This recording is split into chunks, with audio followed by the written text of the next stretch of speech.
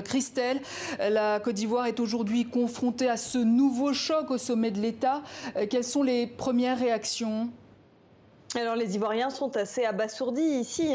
Tout le monde s'était inquiété depuis l'évacuation d'Ahmed Bakayoko en France à la mi-février, où il devait recevoir des soins médicaux. On ne savait pas exactement à ce moment-là de quoi souffrait le Premier ministre. On le disait très fatigué.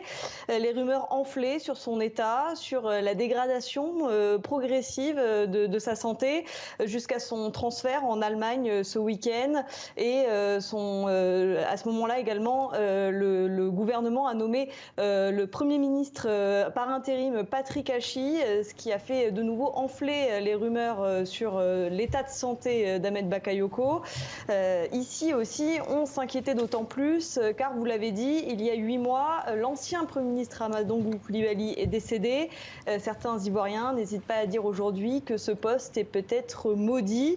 Alors les réactions commencent à affluer ici pour ce grand homme d'État qui était proche du peuple. Le président Alassane Ouattara a notamment salué, je cite, un modèle pour notre jeunesse, d'une grande générosité et d'une loyauté exemplaire.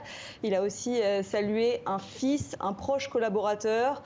Les internationaux, également les diplomates, commencent à saluer ce grand homme d'État, comme par exemple l'ambassadeur de Belgique qui a salué un homme charismatique et proche des gens.